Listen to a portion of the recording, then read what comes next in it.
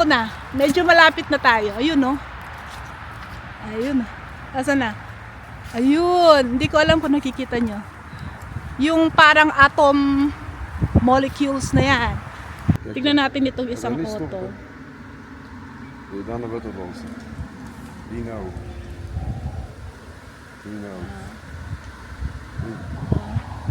Talagang kailangan mag-stop siya.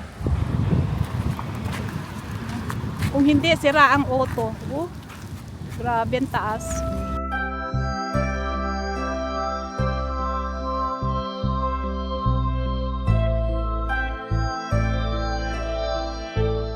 Good morning, Kanat friends.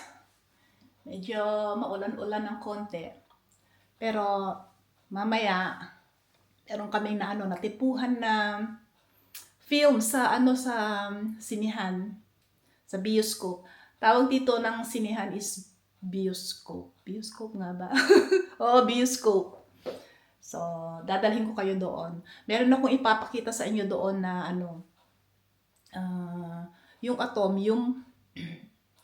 Yan yung one of tourist spot dito sa Grimbergen, Brussels.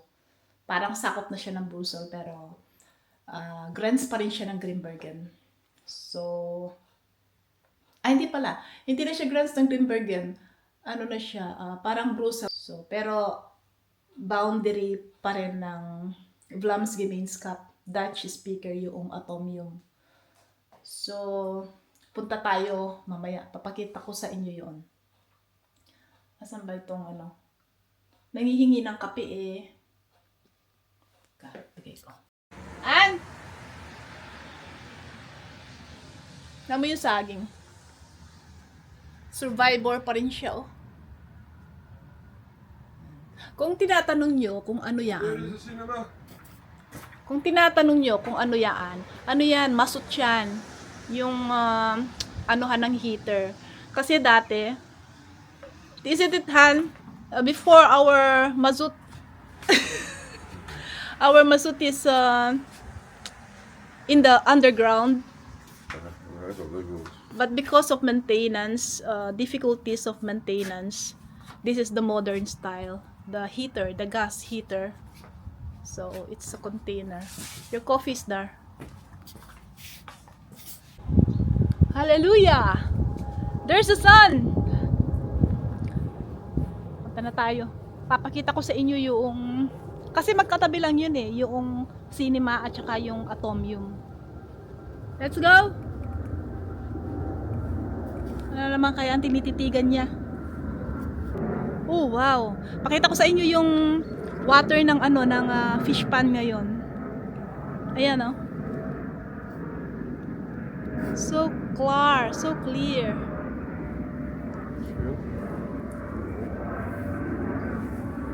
Why is it that now is so clear?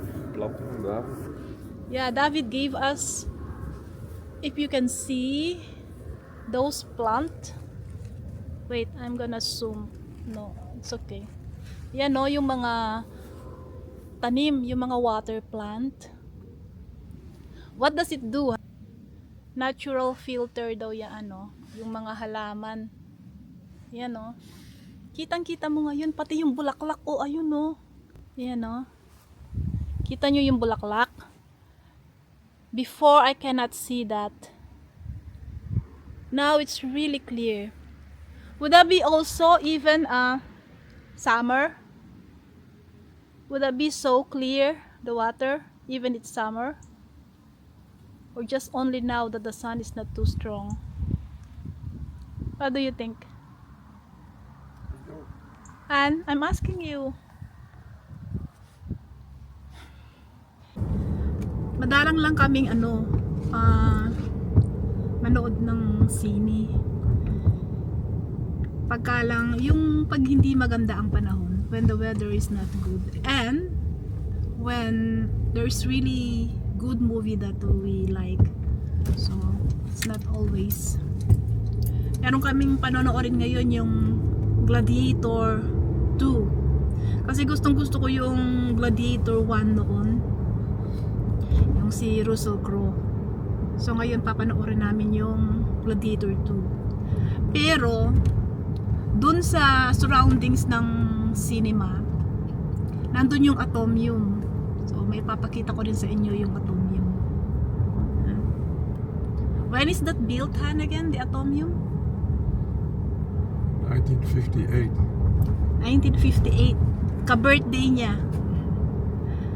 But I think that was when after the World War II, something to do with that.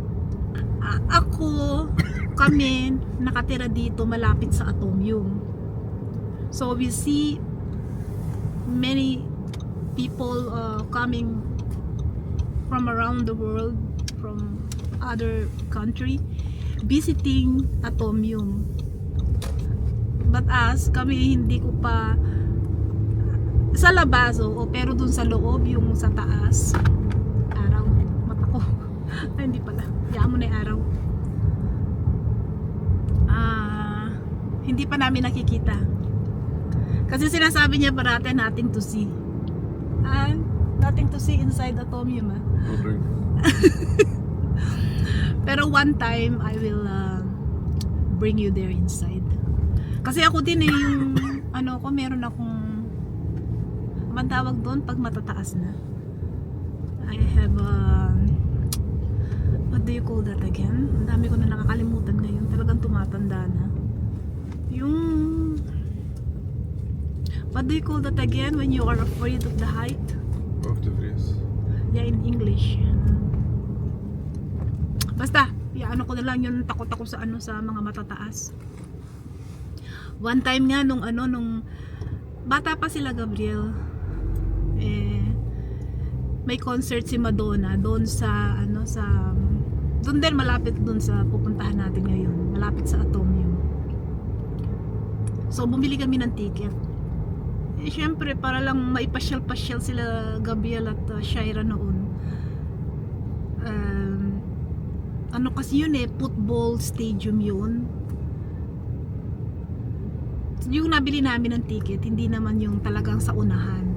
So medyo mataas kami. Pag panik namin dun sa place namin, tumingin akong ganyan. Oh no, yung tinatawanan ako nila Daniel at saka nila Gabriel dahil kumakapit ako. Siguro how many meter is that? Maybe 10 meter. Mga 10 meter yun. Talagang tinatawanan nila ako kasi nung paglabas namin dun sa stadium, sa upuan, hindi mo kasi agad makikita yung upuan meron kang papasukan na tapos paglabas mo dun mo pala makikita yung uupuan mo, tapos yung kung gaano kataas. Hanggang nagulat ako, bigla ako nalula. Tapos kumakapit akong ganyan bago ako umupo. Ang ganda ng araw ngayon, Tama. Malapit na winter. Naku, nakalabas na naman yung mga tao ngayon sa labas kasi Sunday. Sa mga kanilang hardin. Beautiful Sunday. This is my beautiful day. When you said that you love me. Whoa, my, it's the beautiful day. Yan Pakita ko. Walang ka-traffic sa daan. This is how the way you wanted it, Han? No traffic. Ito, naghahanap kami ng parking ngayon. Ito ang pinakamahirap dito, yung wala kang mapag-parkingan. Ayan. Merong maispatan si Daniel sa likod. Kaya lang lalakad kami. Malayo-layo.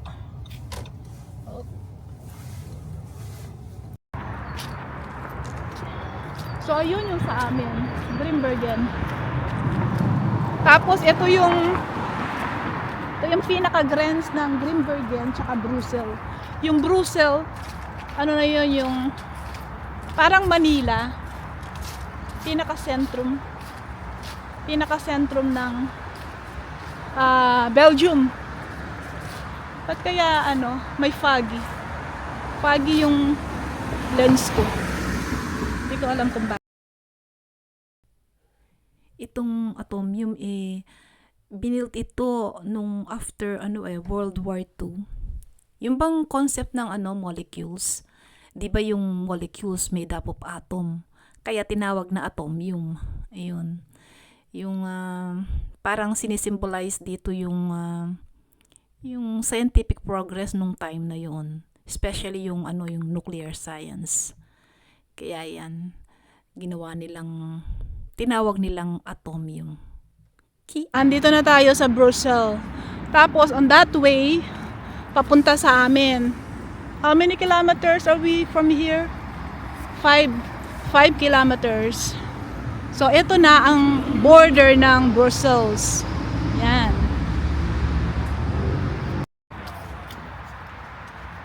Papanikan natin ngayon yung tram dito sa Strombeek.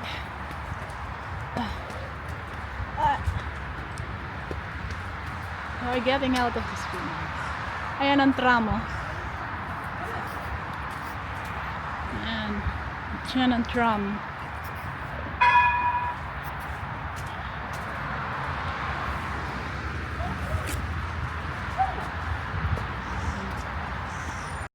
I am already tired.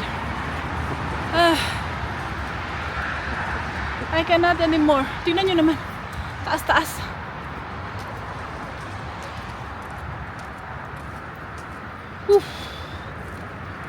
Skuday. Asa na tayo ngayon?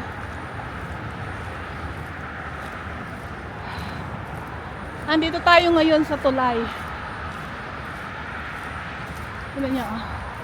And what if I jump here? From there? Try, I can film it. I will film it. Jump. I film it for the Kabayan. For the net friends. Look what's under. Ayan, oh. Mga humahagibis na sasakyan. Ayan sa ilalim.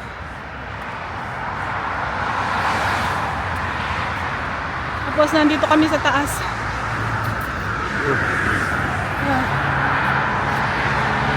What if I jump there? What did you say? Okay.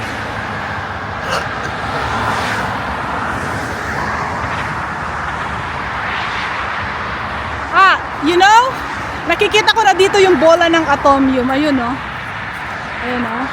From here, I can see, kung nakikita nyo. Ayun yung bolang bilog na yon. I can see the atomium from here already. Ja. In ganz Brussel 30 per uur. Behalve een speciale vermelding. Andito na tayo sa atomium. Dito pa lang sa labas, wala nang parking. There's a parking here. Maybe we just park here. Hier they do so much damages on the cars. Enough control to break. Can you say that in Tagalog? Yes. Ay, in English. Kasi daw ayaw niya mag-park dito, malapit dito, para hindi na kami umaano ng malayo. Kasi maraming yung car stealer. May yung sinisira nila yung mga There are no houses. kotse. Tsaka parang walang nakakakita. Kaya ayaw niya mag-park dito. Ito na, medyo malapit na tayo. Ayun, no? Ayun. Asan na? Ayun, hindi ko alam kung nakikita nyo. Yung parang atom molecules na yan. Yan ang one of the most ano ba yan? Tourist spot here in Belgium. Atomium. Marami na kaming electric dito? Charger para sa future. Kasi sabi nila, when it will gonna happen, in 30 years? Baka 30 years more, i-remove na nila yung mga gas. Puro electric auto na. 20 years or so. 10, 20. Dito sa Europe, aanuhin na nilang yung mga autos na gas. Puro electric na lang lahat. Kami wala pang electric. Si Gabriel meron na. So, hopefully. Is there no subsidy from the government? Not For the- anymore. for The the- end of the month is finished. No, for the persons who cannot able to buy electric Yeah, auto. but not anymore. The end of the month is finished. 22. Next week is finished. The subscription of 5,000 euros. Tapos na daw yung yung You have subs. no money anymore. Tapos na daw yung subsidy ng gobyerno para sa mga bumibili ng mga electric auto. Kami hindi na kami lalong makakabili. We could not even not buy anymore. And then, or they can lower the price from the auto. Kung bang kahit na babaan na lang yung price ng mga electric auto, pwede na rin, di ba? Hindi ko alam. Itong Europe, talagang masyadong stricto. Pero okay naman. Yun na, malapit na tayo sa Atomium. Ayun na. Ayun. Kikita ko na. Ayan o. Ayan. Nakikita nyo? Palapit na tayo ng palapit.